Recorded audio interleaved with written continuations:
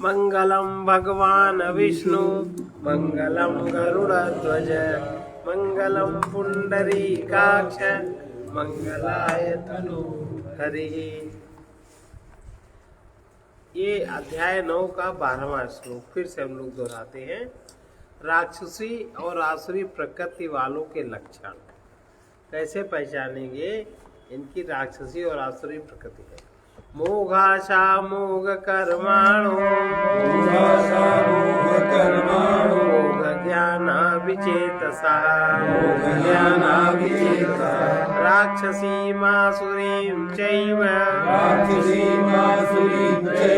प्रकृतिं मोहिनीं श्रिता।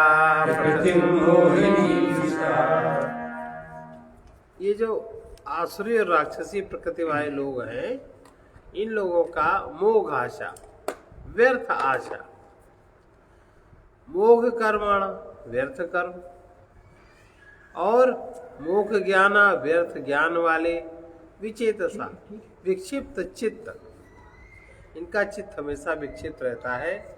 अज्ञानी जन राक्षसी और आसुरी तथा मोहिनी प्रकृति को ही धारण किए रहते हैं।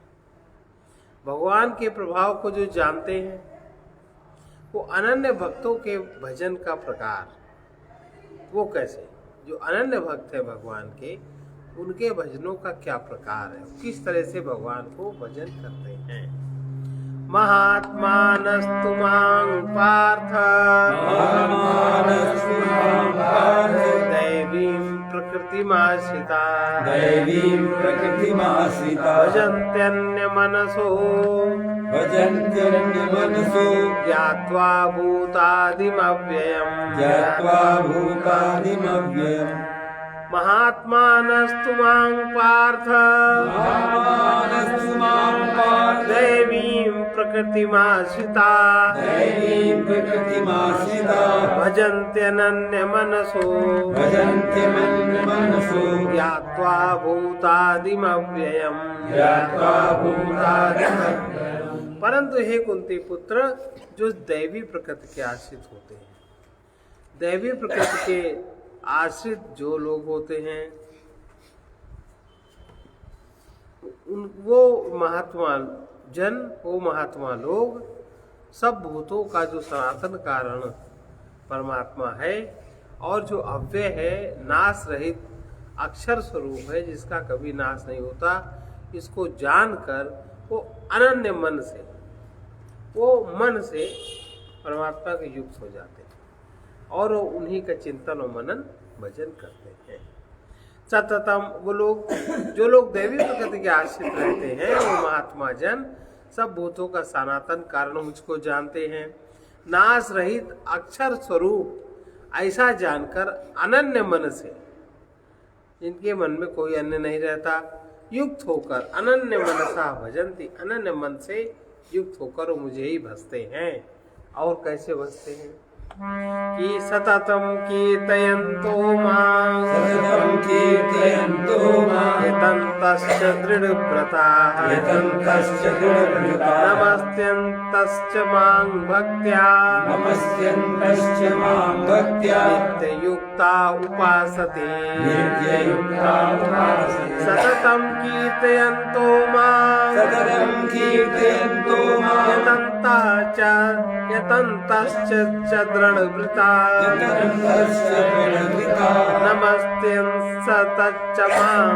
नमस्त्यन्तश्च मां नित्ययुक्ता उपासते। लेकिन ये जो सततं कीर्तयन्तम, निरंतर कीर्तयन्तम, वो मेरा गुण और मेरे नाम की कीर्ति गाते हुए, कीर्ति को समझते हुए, तथा मेरी प्राप्ति के लिए निरंतर यत्न करते हुए, मुझको बार बार प्रणाम करते हुए, नित्य युक्ता मेरे ध्यान से युक्त होते हैं और अनन्य प्रेम से मेरी उपासना करते हैं। दृढ़ निश्चय वाले, ऐसे लोग दृढ़ निश्चय वाले जो भक्तजन हैं, दैवी प्रकृति के आश्रित जो भक्त लोग हैं, ये लोग निरंतर कीर्तयंता मेरा कीर्तन करते हुए, मेरी कीर्ति को गाते हुए, मेरी कीर्ति को समझते हुए, मेरी प्राप्ति के लिए निरंतर यत्न करते हुए, मुझको ही नमस्ते अंतता, मुझे ही प्रणाम करते हुए, नित्य युक्ता, सदा मेरे ध्यान से युक्त, सदा मुझसे युक्त अपने को अनुभव करते हुए अनन्य प्रेम से मेरी उपासना करते। ज्ञान यज्ञेन चाप्यन्ते यजन्तो मामुपासते एकत्वेन पृथक्त्वेन बहुधा विश्वतो मुखम्।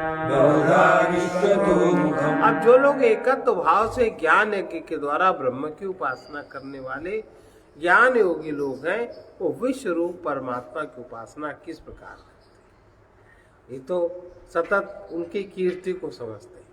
उनके अलावा अहंकार की कीर्ति का उनके लिए कोई मूल्य नहीं, और निरंतर वो उनसे युक्त है, और युक्त होने के साथ साथ वो उन्हीं के ध्यान में अनन्य प्रेम से युक्त होकर के उनकी उपासना करते हैं। अब जो एकत्व भाव से, अब जिनको ये एकत्व भाव हुआ, उनमें जो ज्ञान उत्पन्न हुआ, वो ब्रह्म की उपासना किस प्रकार करते हैं, वो ज्ञान योगी विश्व रूप परमेश्वर की उपासना किस प्रकार करते हैं। ज्ञान यज्ञेन चाप्यन्ने यजन्तो मामुपासते एकत्वेन पृथक्त्वेन बहुधा विश्वतो मुखम्। दूसरे जो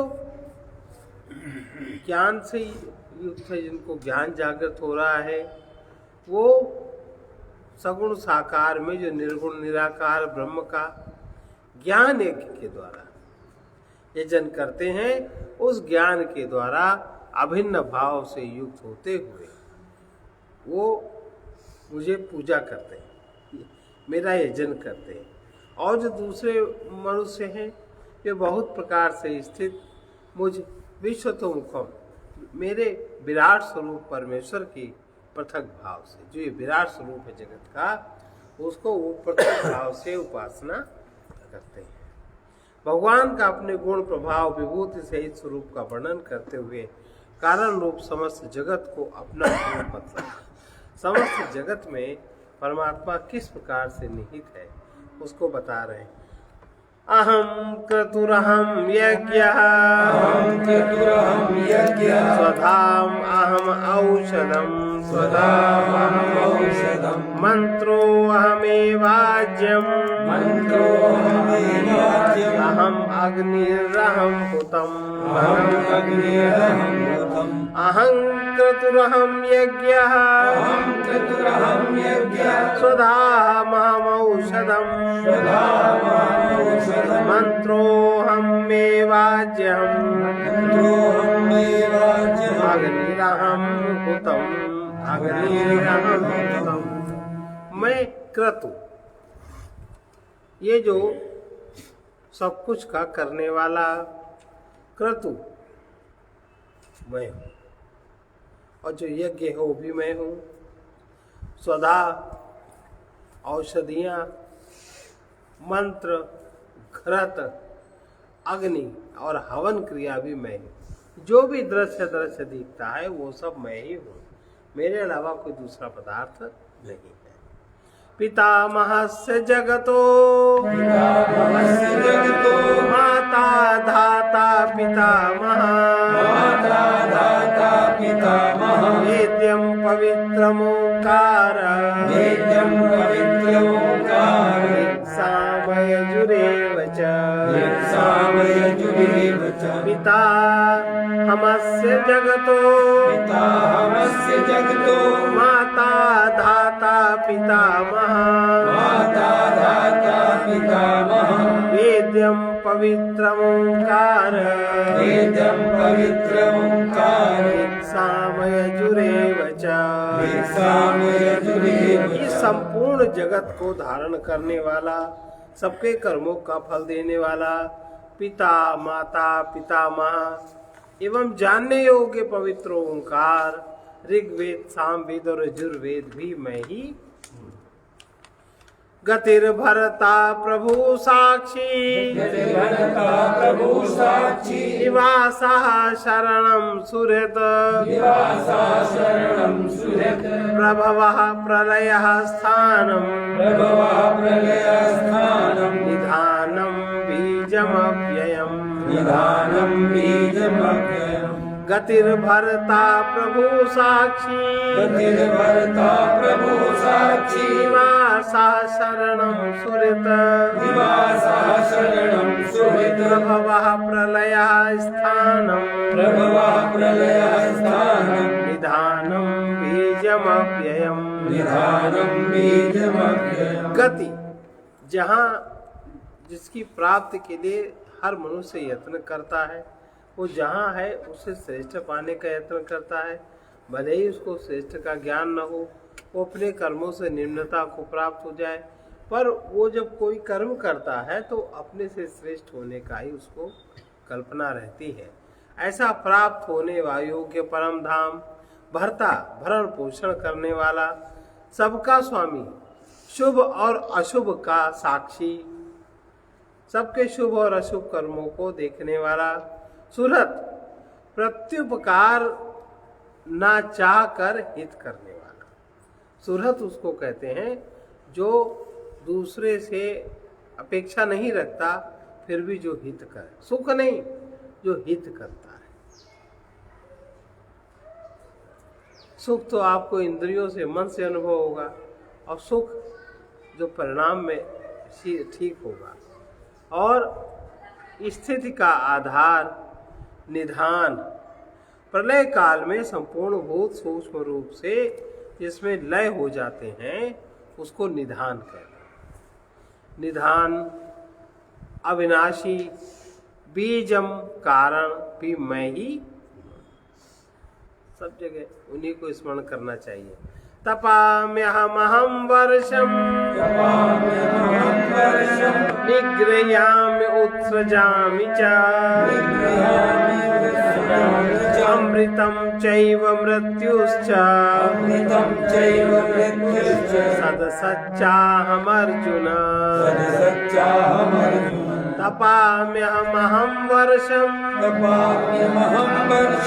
निगृह्यामि उत्सृजामि च अमृतं चैव मृत्युश्च सदसच्चाहम् अर्जुन। और मैं ही सूर्य रूप से तपता हूँ, वर्षा को मैं ही आकर्षित करता हूँ और फिर बरसाता हूँ। ये अर्जुन, मैं ही अमृत और मैं ही मृत्यु हूँ। सत असत जो कुछ भी दिखाई पड़ता है, जो अनुभव में आता है, वो सब मैं ही हूँ, मेरे अलावा और कुछ नहीं है। स्वर्ग भोग हेतु यज्ञादि कर्म करने वालों का आवागमन होता है। अब आजकल तो स्वर्ग का भी कोई कर्म नहीं करता।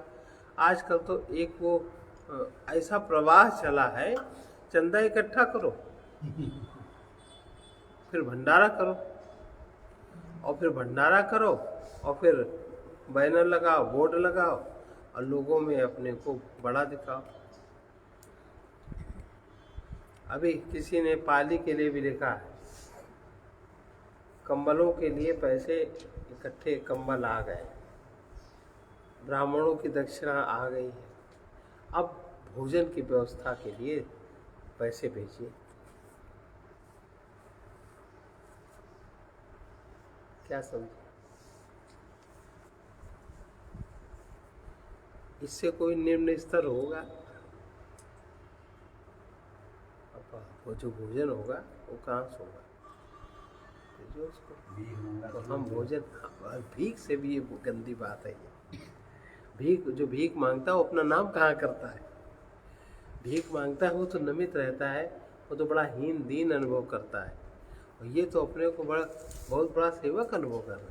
तो भ्रम का भ्रम कितना बड़ा भ्रम, सोचिए।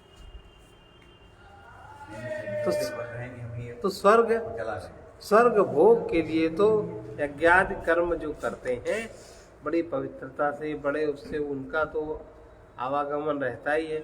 अब इस तरह का कर्म कौन भोग है, इसको आप किस श्रेणी में रखेंगे?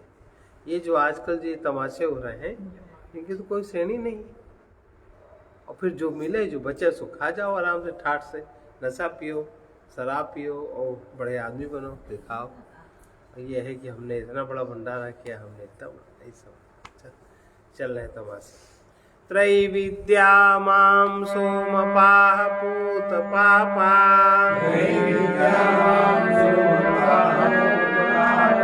यज्ञैरिष्ट्वा स्वर्गतिं प्रार्थयन्ति, हे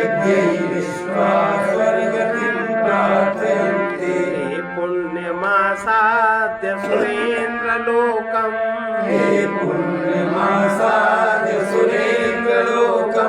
अश्नन्ति दिव्यान् दिवि देव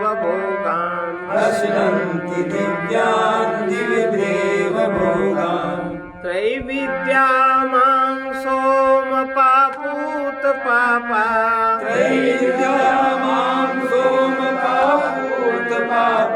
यज्ञैरिष्ट्वा स्वर्गतिं प्रार्थयन्ते,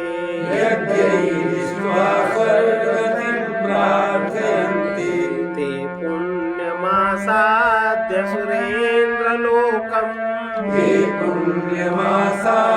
सुरेन्द्रलोकम्, अश्नन्ति दिव्यान् दिवि देव भोगान्, त्रैविद्या, तीनों वेदों में जो विधान है, दो प्रकार के कर्म है, एक सकाम कर्म, एक निष्काम कर्म। तो तीनों वेदों में जो विधान किए हुए हैं, वो सकाम कर्मों को करने वाले, सोमपा, सोम रस को पीने वाले, पूत पापा, जिनके पाप समाप्त हो गए हैं, पाप रहित पुरुष, और वो मुझको यज्ञों के द्वारा पूजते हैं और स्वर्ग की प्राप्ति चाहते हैं। यज्ञों के द्वारा पूजा मेरी करते हैं और चाहते क्या है मुझसे? स्वर्ग जाना। मतलब जिस लेवल पर है उससे अच्छा स्टैंडर्ड वो चाहते हैं, इस लोक में भी और उस लोक। यज्ञ करते हैं तो हमें क्या मिले? हमको धन मिले, हमें प्रतिष्ठा मिले, हम जो चाह रहे हैं वो हमको मिल जाए, ये सारा। और उसको फल स्वरूप उनको मिलता भी है। अगर जीवित रहे तो मिलता है, और जीवन के शरीर छूट गया तो स्वर्गलोक उनको मिल, जो विधि विधान सहित करते हैं। ये नहीं चंदा इकट्ठे वाले, इनकी तो कोई गिनती ही नहीं है, इनकी तो कोई भी गिनती नहीं है। ये स्वर्गलोक को प्राप्त भी होते हैं और स्वर्ग में दिव्य देवताओं के भोगों को भोगते हैं। जो भोग देवताओं को सुलभ है वो उनको भोग सुलभ होते हैं। तीन वेदों में जिनका विधान किया गया है, तीनों वेदों में जिसका विधान किया गया है वे सकाम कर्मों को करने वाले। अब तीनों वेदों का विधान तो पता हो, वेदों का विधान अलग है और पंडित जी का विधान अलग। पंडित जी थोड़ा शॉर्टकट निकाल देते हैं, वेदों में कहीं कोई शॉर्टकट नहीं। और जो ये कर्म करते हैं और जो सोमरस अमर होने की इच्छा से जो सोमरस का पान करते हैं, ऐसे पाप रहित पुरुष मुझको यज्ञ के द्वारा मेरी ही पूजा करते हैं और स्वर्ग की प्राप्ति वो चाहते हैं। वे पुरुष अपने पुण्यों के फल, जो उनसे पुण्य बनते हैं, उनके फल स्वरूप स्वर्ग लोक को प्राप्त होकर स्वर्ग में दिव्य देवताओं के भोगों को वो भोगते हैं। अब जब भोगते हैं, जितने पुण्य हैं, जितना बैंक में पैसा है, उतना होटल का पेमेंट, पैसा तुम ही ने जोड़ा है, तुम ही राज्य करोगे। ते तम भुक्त्वा स्वर्गलोकम विशालम, क्षीणे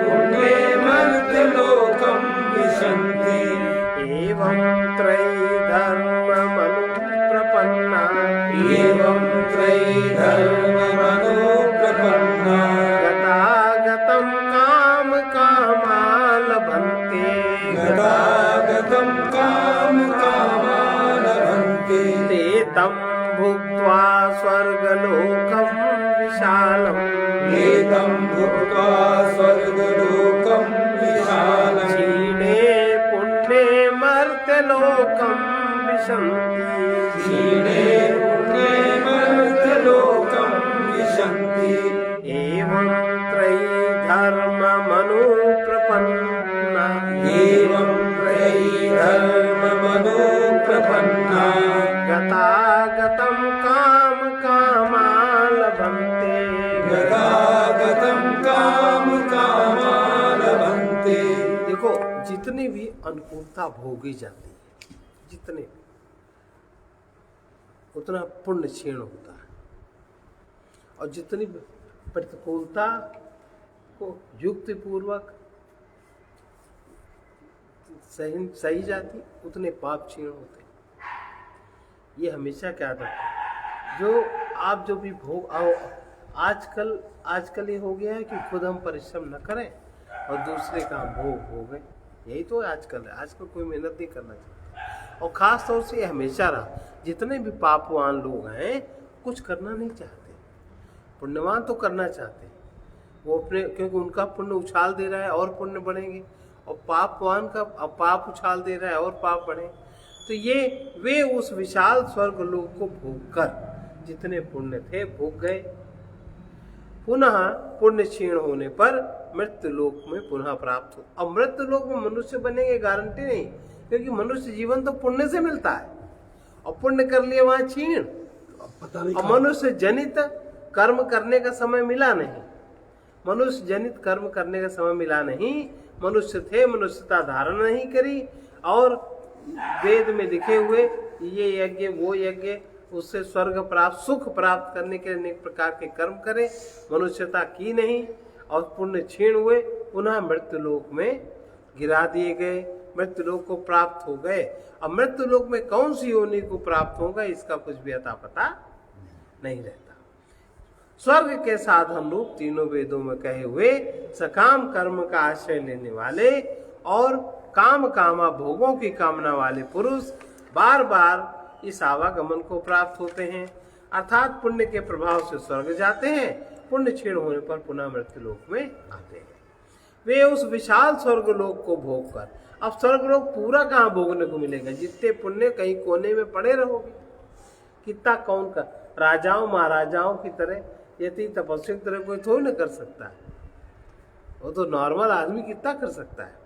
तो वो विशाल स्वर्ग लोक के पुण्य को भोग कर पुण्य क्षीण होने पर मृत्यु लोक को पुनः प्राप्त होते हैं। इस प्रकार स्वर्ग का जो साधन है, तीनों वेदों में जो कहे हुए सकाम कर्म है, उनका आश्रय लेने वाले जो भोगों की कामना ही रखते हैं, वो बार बार आवागमन को प्राप्त होते हैं, पुण्य के प्रभाव से स्वर्ग में जाते हैं, पुण्य क्षीण होने पर मृत्यु लोक में पुनः आ जाते हैं।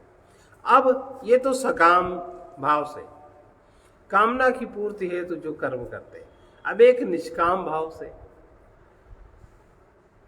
सामने हमारे कोई भी कर्तव्य है, हमें करना है, इससे क्या मिलेगा ये शर्त नहीं होती, जो बेशर्त। और हम लोग ऐसे दिन में बहुत सारे काम करते हैं जिनमें कोई शर्त नहीं होती। अच्छा बताओ, घर में इतनी टहल करनी पड़ती है, क्या शर्त है? कोई शर्त नहीं ना, घर में चलते ही रहो, कोई शर्त नहीं। कहीं कोई अड़ोस पड़ोस में कुछ ऐसा हो गया, करना पड़ता है कि नहीं, उसमें कोई शर्त नहीं होती। तो जो निष्काम भाव से नित्य निरंतर चिंतन करते हैं, निष्काम भाव का नित्य निरंतर जो चिंतन करते हैं, अपने भक्तों का जो भगवान का स्मरण करते हैं, चिंतन करते हैं निष्काम भाव से, कुछ हमसे वो चाहते नहीं है, उनका योगक्षेम मैं स्वयं वहन करता, निष्काम भाव से। अब सकाम भाव से तो बड़ी दिक्कत है, ये यज्ञ करो, वो करो, ये सामग्री कम, वो सामग्री कम, ये दुनियादारी दुनिया का, और उतने पैसे वैसे भी नहीं हो तो बड़ी दिक्कत, निष्काम भाव से बढ़िया। तो लेकिन ये जो बहुत पुण्यवान कोई हो उसी की प्रवृत्ति होती है ऐसी। साधारण पुण्यवान को तो भोग से ही फुर्सत नहीं है। तो ये अनन्यास चिंतयन्तो मां ये जनाः पर्युपासते तेषां नित्याभियुक्तानां योगक्षेमं वहाम्यहम् अनन्यास चिंतयन्तो मां ये जनाः पर्युपासते तेषां नित्याभियुक्तानां योगक्षेमं वहाम्यहम्। लेकिन जो अनन्या, जो मुझसे अनन्य है, माने जिनकी दृष्टि में मैं सर्वोपरि हूं, जिनका संबंध परमात्मा के नाते है, पहले वो मेरे संबंध को अनुभव करते हैं। अब जो परमात्मा के संबंध को अनुभव करेगा, जो ये अनुभव करेगा ईश्वर अंश जीव अविनाशी, तो ऊंचे लेवल का होगा, वो भोगी थोड़ी होगा। जो अनन्य प्रेमी है जना, वे लोग मुझ परमेश्वर को चिंतयंता, चिंतन करते हुए निष्काम भाव से पर्युपासते, उपासना करते हैं, भजते हैं। उन नित्य निरंतर मुझसे नित्याभियुक्ता नाम, जो मुझसे युक्त हैं, ऐसे लोगों का योगक्षेम, योग उन्हें कब क्या चाहिए और कितने की रक्षा होनी है, कितना उनके लिए आवश्यक है, ये मैं स्वयं वहां में वहन करता हूं। उन्हें तो इतना भाई सामान्य जीव को क्या पता कि किस वस्तु से हमारा भला है कि बुरा, किस व्यक्ति से हमारा भला है कि बुरा। तो वो परमात्मा के आधार से, परमात्मा की शक्ति से वो व्यवस्था होती रहती है। भगवत स्वरूप की प्राप्ति का नाम योग है, और भगवत प्राप्ति के निमित्त किए हुए साधन की रक्षा का नाम क्षेम है। योग और क्षेम, अपने योग की और क्षेम की, जिससे भगवान का योग भंग ना हो, ऐसी व्यवस्था। और क्षेम जो भगवत प्राप्ति के निमित्त जो किए हुए साधन है, उनका नाम क्षेम है। वो साधन भंग नहीं होने पाते, उसका वहन, उसकी रक्षा भगवान स्वयं करते हैं। इसका मतलब ये नहीं है कि वो तुम्हें बहुत मोटर कार, गाड़ी और धन दे देंगे। योग क्षेम माने परमात्मा का योग का अनुभव निरंतर होता रहे, ऐसी परिस्थिति, और जिस साधन से उस योग का अनुभव होता है वो साधन भी ठीक ठाक रहे। योग क्षेम वहाम्यम, ये दो की व्यवस्था परमात्मा करते हैं। ये पन्य देवता भक्ता यजन्ते श्रद्धयान्विता तेऽपि मामेव कौन्तेय यजन्त्य विधिपूर्वकम्।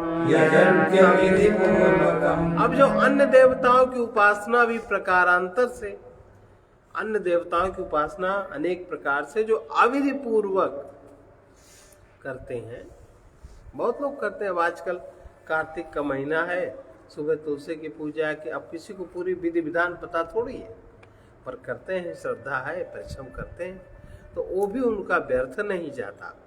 एप्यन्य देवता भक्ता यजन्ते श्रद्धयान्विता तेऽपि मामेव कौन्तेय यजन्त्य विधिपूर्वकम्।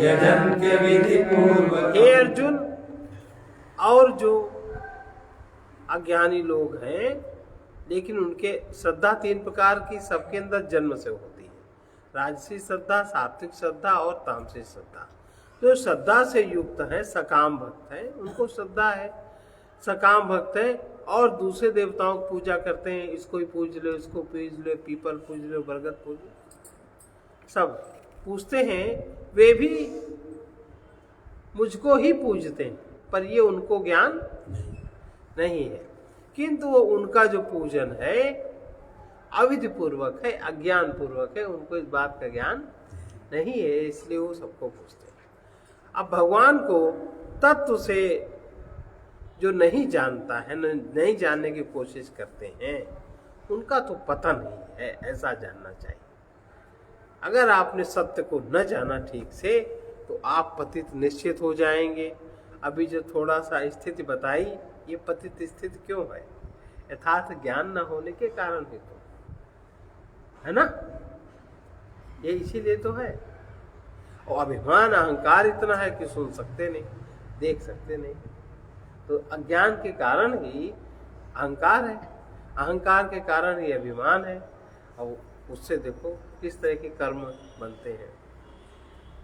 जो तत्व से नहीं जानते हैं उनका पतन निश्चित है। अहम ही सर्वयज्ञानां भोक्ता च प्रभुरेव च न तु मामभिजानन्ति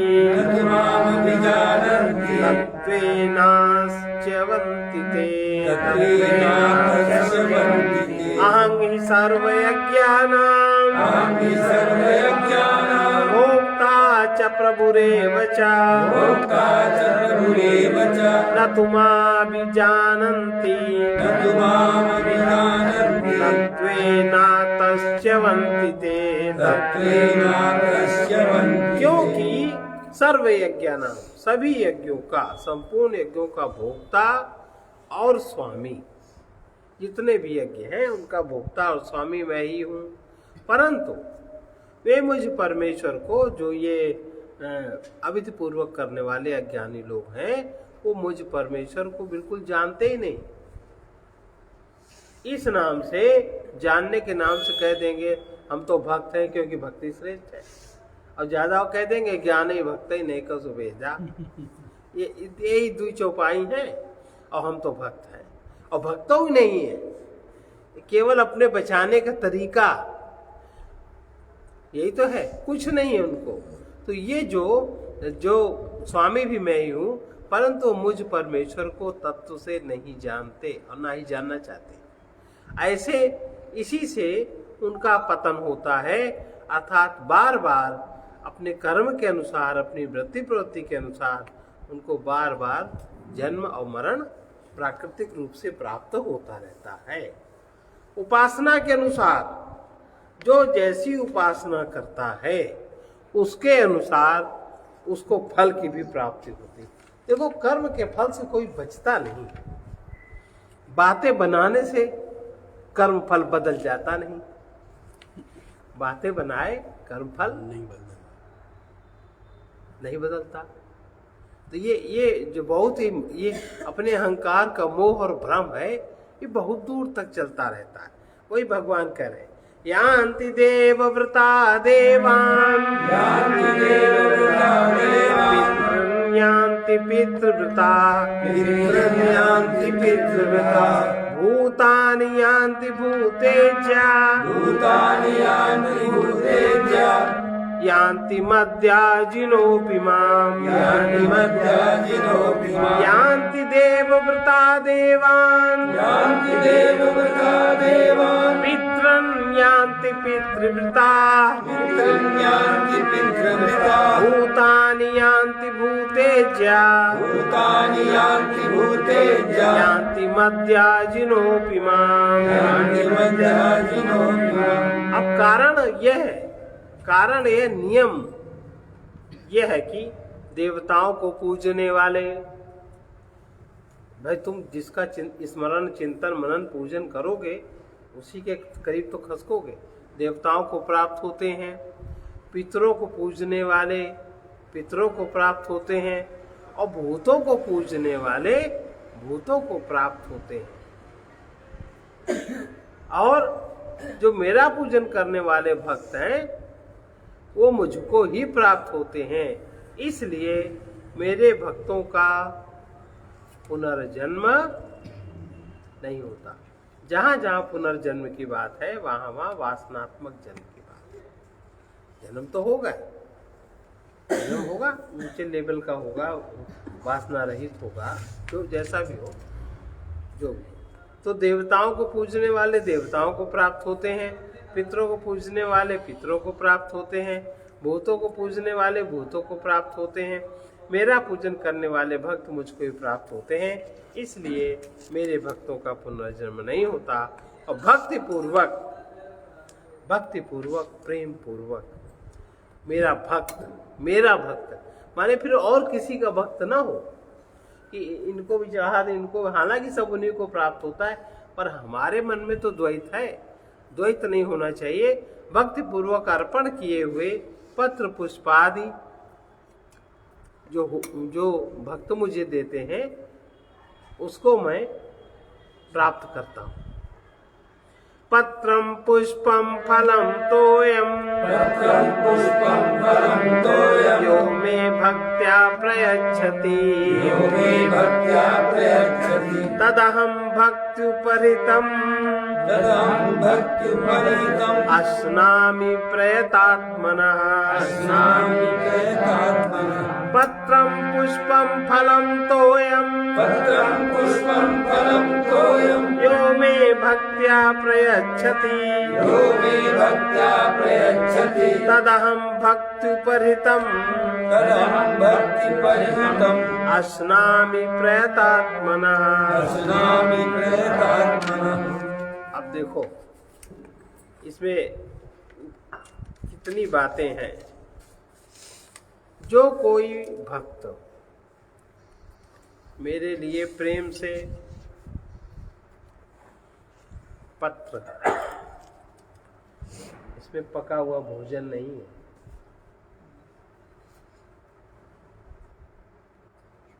आपका बनाया हुआ वो भोजन नहीं, पत्र, पुष्प माने पुष्प का मतलब समझे रस आदि, और फल, जल आदि जो अर्पण करता है। अब अर्पण कर, हम जब तोड़ें तभी अर्पण हो ना, उसमें लगा है। अगर वो हमारे परिक्षेत्र में है तो हम अर्पण मन से ऐसे ही कर सकते हैं। जरूरत है, कोई जरूरत वाला है तो उसको दे भी सकते हैं, अर्पण करके दे सकते हैं। जो अर्पण करता है प्रयतात्मना, उस शुद्ध बुद्धि, वो जो शुद्ध बुद्धि वाला व्यक्ति है, निष्काम प्रेमी, केवल कोई शर्त नहीं है जिसकी, भक्त का प्रेम पूर्वक अर्पण किया हुआ वो पत्र पुष्प आदि में सगुण रूप से प्रकट होकर प्रीति सहित खाता हूं। अब बताओ, अर्पण कर दिया और उधर से आ गई बकरी देवी, भूखी है, वो आपके खा गई 2-4, फिर तुमको डंडा लेके मारो। खुद ही तोड़ के अर्पित कर दीजिए। अगर रोटी खाइए तो पत्ता खाइए, और ये उड़ने वाले तितली, भ्रमर आदि ये सब कहाँ से उड़ेंगे, कहाँ बैठेंगे, क्या लेंगे, क्या देंगे, बनाते फिर। इसलिए सृष्टि में आपके अधिकार में जो भी पदार्थ है उसको मन ही मन पहले ही अर्पण परमात्मा को कर देना चाहिए। फिर जैसा व्यवहार हो वो बरते, पर व्यवहार में हिंसा का प्रयोग न करें। ऐसा सर्व कर्म, जो भी कर्म, जैसा भी कर्म हो, वो सब भगवद अर्पण कर देने से, और सारे कर्म भगवान को अर्पित कर दिए जाएं, फिर उसका फल क्या होता है ये भगवान स्वयं बता रहे हैं। यत् करोषि यदश्नासि यज्जुहोषि ददासि यत् यत् तपस्यसि कौन्तेय यत्तपस्यसि कौन्तेय तत्कुरुष्व मदर्पणम् तत्कुरुष्व मदर्पणम् यत् करोषि यदश्नासि यत्करोषि यदश्नासि यज्जुहोषि ददासि यत् यज्जुहोषि ददासि यत् यत् तपस्यसि कौन्तेय यत्तपस्यसि कौन्तेय तत्कुरुष्व मदर्पणम्। तत्कुरुष्व मदर्पणम्। हे अर्जुन, तुम जो भी कर्म करते हो, जो भी खाते हो, खाना भी तो कर्म है, जो भी खाते हो, जो भी हवन करते हो, जो भी दान देते हो, और जो भी आपके कर्तव्य कर्म करने में जो भी प्रतिकूलता को सहन करना पड़ता है, जो भी तप है, वो सब मेरे अर्पण कर दो। क्योंकि मेरे अर्पण कर दो।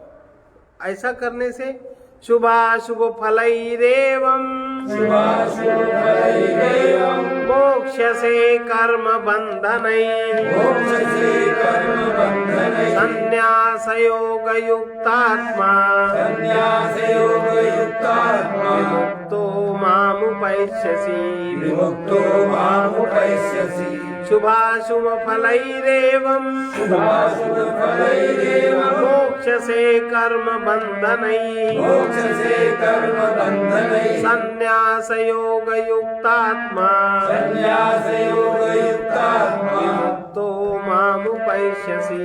विमुक्तो मामुपैष्यसि। ये अर्जुन, तुम जो भी कर्म करते हो, जो भी खाते हो, जो हवन करते हो, जो दान देते हो, जो भी तप आदि तुम करते हो, वो सब मेरे अर्पण करो। इस प्रकार जिसके समस्त कर्म मुझ भगवान के अर्पण होते रहते हैं, ऐसे संन्यास योग से युक्त तुम्हारा चित्त हो जाएगा और शुभ अशुभ के फल स्वरूप उसका जो फल है कर्म बंधन, वो तुमको नहीं होगा। उससे तुम मुक्त रहोगे और जब मुक्त हो गए तो मेरा अनुभव तुम्हें निरंतर होता रहेगा। अब समत्व भाव में जो भगवान को सर्वभावेन समत्व भाव से भजते हैं, उनका समोहम सर्वभूतेषु न मे द्वेषोऽस्ति न प्रियः न मे द्वेषोऽस्ति न प्रियः ये भजन्ति तु मां भक्त्या ये भजन्ति मां भक्त्या मयि तेषु चाप्यहम् मयि तेषु चाप्यहम् समोहम सर्वभूतेषु न मे द्वेषोऽस्ति न प्रियः न मे द्वेषोऽस्ति न प्रियः ये भजन्ति तु मां भक्त्या ये भजन्ति मां भक्त्या मयि तेषु चाप्यहम् मयि तेषु चाप्यहम्। मैं सब भूतों में जो भी कुछ दृश्य जगत दिखाई पड़ रहा है, समभाव से मैं व्यापक हूं। मैं समभाव से भूतों में व्यापक हूं। न कोई मेरा प्रिय है और न कोई मेरा प्रिय है, परंतु जो भक्त मुझको प्रेम से भजते हैं, जो मुझसे प्रेम रखते हैं, जो मुझे प्रेम में स्वीकार करते हैं, जो मुझे प्रेम में अपना मानते हैं। अपना मानने की भी कई बातें हैं। एक मन से अपना माने, एक बुद्धि लगा के अपना माने, एक अहंकार में अपना माने और एक प्रेम में अपना माने। तो जो प्रेम से भजते हैं वे मुझ में और मैं भी उनमें प्रत्यक्ष प्रकट रहता। किसी को अगर मेरी सेवा करनी हो तो ऐसे भक्त को ढूंढो जो मुझसे प्रेम, मेरा प्रेमी हो। ऐसे ही अब जैसे भगवान ने ये 4 प्रकार के जो पदार्थ बताए, पत्र, पुष्प, फल और जल, खाने में, भोजन आदि में इन्हीं 4 पदार्थों का प्रयोग होता है।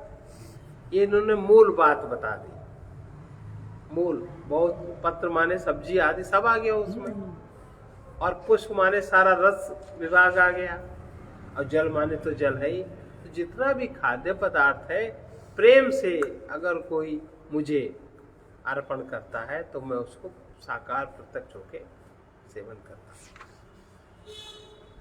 वो मुझ में है और मैं भी उसमें प्रत्यक्ष प्रकट हूँ।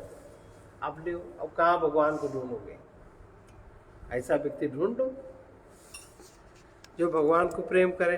और ऐसा व्यक्ति अगर कोई अतिशय दुराचारी भी है और अगर वो मुझसे प्रेम करने लगता है, अनन्य भाव उसका जागृत हो जाता है, माने फिर किसी अन्य को वो अपने प्रेम में स्थान नहीं देता। अनन्य भाव माने अन्य से फिर वो भावनात्मक संबंध नहीं जोड़ता, वो उसका क्या महत्व है। अपि चेत सुदुराचारो भजते मामनन्य भाग साधुरेव समन्तव्यः सम्यग् व्यवस्थितो हि सः अपि चेत् सुदुराचारो भजते मामनन्य भाग साधुरेव समन्तव्यः सम्यग् व्यवस्थितो हि सः। यदि कोई अतिशय दुराचारी भी, अब दुराचारी माने गेरुआ कपड़ा पहन लेकर तो साधु हो गया, ऐसा नहीं। जो बहुत दुराचारी भी हो, अनन्य भाव से मेरा भक्त होकर के मुझको भजन करने लगे, तो साधु ही उसको मानना चाहिए, क्योंकि वो यथार्थ निश्चय वाला है। यथात्मा दृढ़ निश्चय, सत्य है, परमात्मा है, मैं उसमें हूँ, और उसका प्रेम मेरे ओर प्रभावित हो गया, ऐसा भली भांति उसका निश्चय हो गया। और क्योंकि परमात्मा के भजन के समान अन्य कुछ नहीं है। क्षिप्रम भवति धर्मात्मा शाश्वच्छान्तिं निगच्छति कौन्तेय प्रतिजानीहि न मे भक्तः प्रणश्यति। क्षिप्रम भवति धर्मात्मा शाश्वच्छान्तिं निगच्छति कौन्तेय प्रतिजानीहि न मे भक्तः प्रणश्यति। और शीघ्र ही वो व्यक्ति धर्मात्मा हो। पहले साधु हुआ, साधा मतलब उसकी इंद्रियां, ज्ञानेंद्रियां वगैरह सब सद गई। अब सदने के बाद वो शीघ्र धर्मात्मा हो जाता है, धर्म में आचरण करने लगेगा, और धर्मात्मा होते ही उसको शाश्वत शांति, जो शांति सदा से है, वो उसमें प्रवेश करता है, उसको प्राप्त हो जाती है। अर्जुन, निश्चय पूर्वक इस बात को तुम सत्य जानो कि जो मेरा भक्त हो जाता है वो कभी नष्ट नहीं होता। और अपनी भगवान की शरणागति से, कोई भी भगवान की शरणागति हो ले तो उसको परम गति प्राप्त हो जाती है। ये अब देखो भगवान, अब शरणागति भगवान, ये श्लोक दिमाग के पागल लोग कर क्या सकते हैं, कुछ भी बोलते हैं। माहि पार्थ व्यपाश्रित्य ये विषु पापयोनयः स्त्रियो वैश्यास्तथा शूद्रा ते यान्ति परां गतिम् मां हि पार्थ व्यपाश्रित्य ये स्युः पापयोनयः स्त्रियो वैश्यास्तथा शूद्रा ते यान्ति परां गतिम्। क्योंकि हे अर्जुन, स्त्री, वैश्य और शूद्र, आप कहते इसमें भगवान ने स्त्रियों का भेदभाव किया, वैश्यों को भी तो कहा और शूद्रों को भी कहा। इसका यहाँ भाव यह है कि स्त्री, वैश्य और शूद्र, इनकी जो चिंतन क्षमता है ये बहुत तुच्छ होती है। ये ब्रॉड कॉन्सेप्ट इनमें नहीं होता है ब्रॉड कॉन्सेप्ट, ब्रह्म, परमात्मा, या जो अभी भगवान बताए आए हैं, इतनी ब्रॉडनेस इन तीन में बड़ी मुश्किल से मिली। अगर कोई वैश्य वृत्ति से जिसका अंतःकरण युक्त है, तो वैश्य वृत्ति में उसका क्या चिंतन चलता है? आदान प्रदान, मेरा क्या लाभ है, हम क्यों करें, ये वैश्य वृत्ति। और शूद्र वृत्ति, शूद्र हम अपनी देह का ही, उसको वासनात्मक सुख ही प्रिय है, वो वासना के घेरे में है, इसलिए वो पापियों ने उसका पतन हुआ। कहां से पतन हुआ? परमात्मा के अंश से वो नीचे आया, अभी ऊपर जाने का कुछ सोच विचार उसमें जागृत नहीं है। वही बात वैश्य में, हम ऐसा करें तो हमें क्या मिलेगा, इससे क्या फायदा? 4 लोग बैठे हो और 4 लोगों में कोई वैश्य हो और उससे कहो ऐसे करें, ऐसा करें, हमको फायदा क्या है जो हम ऐसा करें? उसकी यही जवान, ये क्षुद्रता है।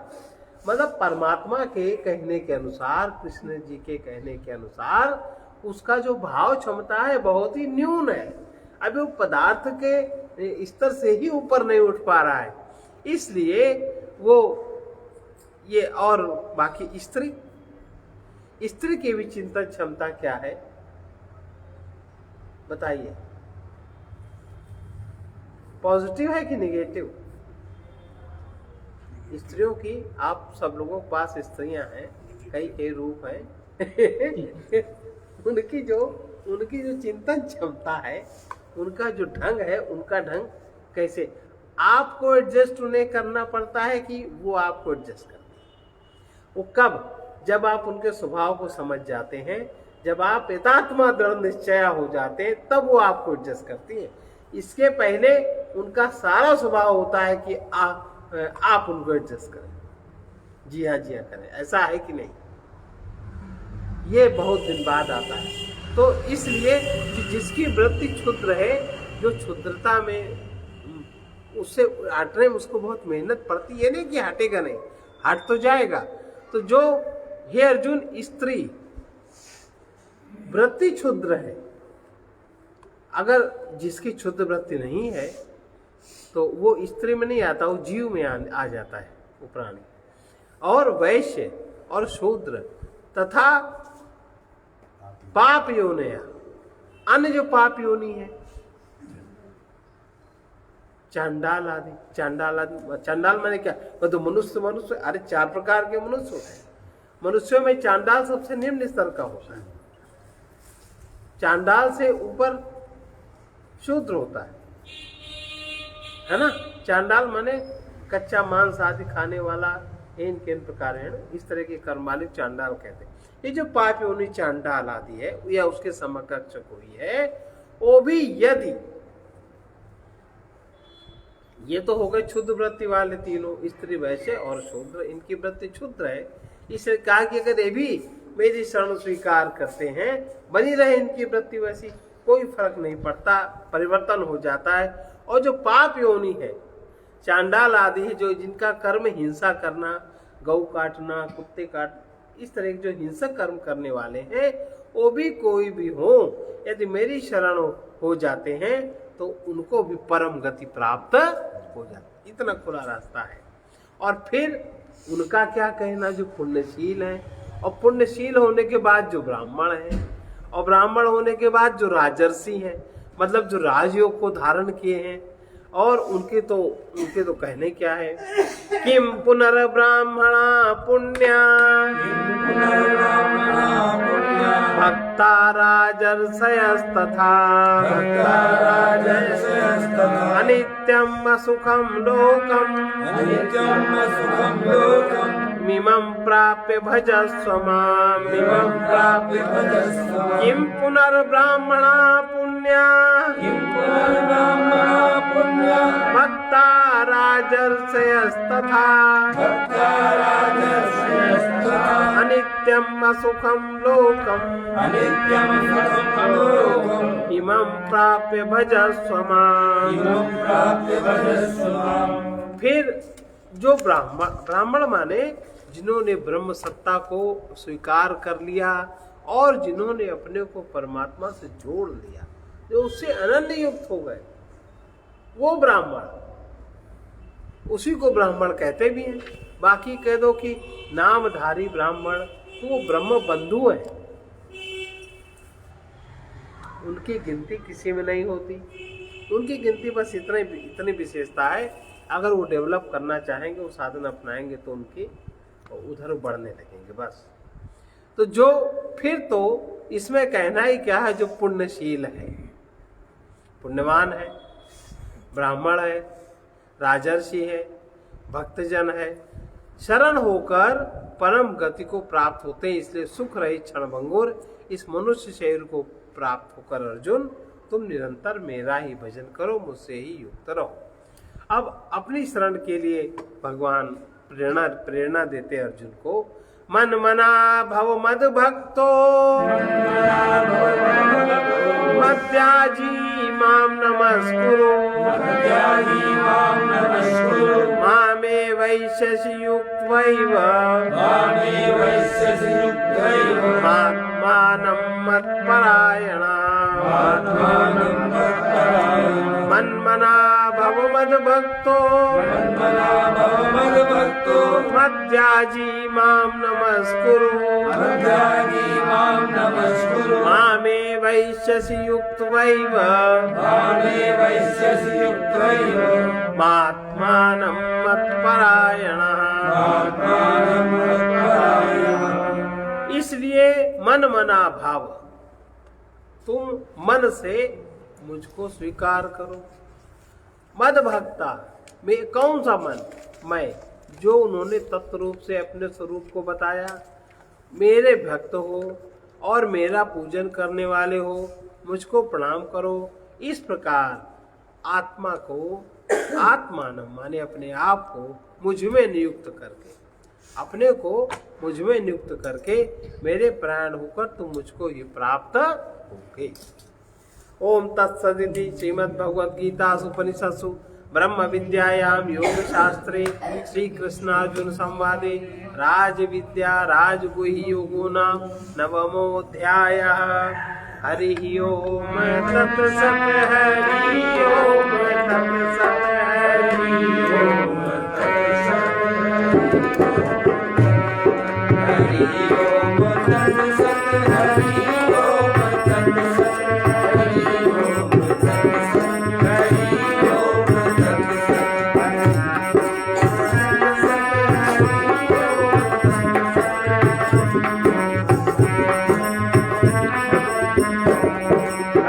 ओम तत्सत्।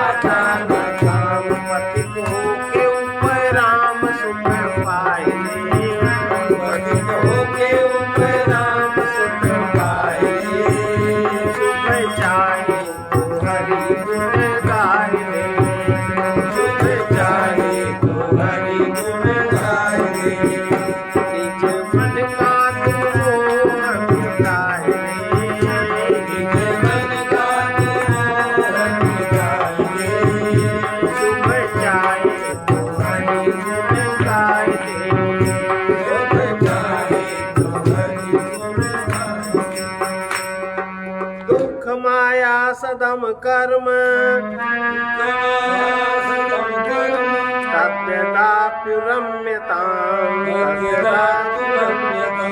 अष्टावक्र जी कहते हैं कितने ही जन्मों तक तन मन वाणी द्वारा श्रम पूर्वक सुख के अंत में दुखदायी कर्म किया, अब तो उपराम होना ही चाहिए। सुखोपभोग से उपराम होने पर, उदासीन विरक्त होने पर दोषों से मुक्ति मिलती है। असंग हुए बिना मुक्ति नहीं मिलती। कामनाओं के त्याग से ही अशांति मिटती है, इसके नीचे अशांति मिटती नहीं और कामनाओं की पूर्ति कभी होती नहीं।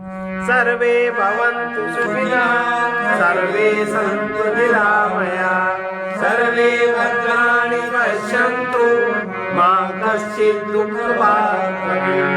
कृष्णाय वासुदेवाय हरे परमात्मने प्रणतक्लेशनाशाय गोविन्दाय नमो नमः। उग्रवीर महाविष्णु ज्वलन्तं सर्वतोमुखं नृसिंहं भीषणं भद्रं मृत्युमृत्यो नमाम्यहम्। ॐ ह्रौं जूं सः ॐ भूर्भुवः स्वः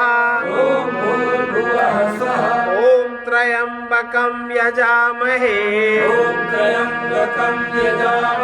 सुगन्धिं पुष्टिवर्धनम् उर्वारुकमिव बन्धनात् मृत्योर्मुक्षीयमामृतात्। ॐ स्वः ॐ भुवः भुः ॐ सः जूं ह्रौं असतो मा सद्गमय तमसो ज्योतिर्गमय मृत्योर्मामृतंगमय। ॐ पूर्णमदः पूर्णमिदं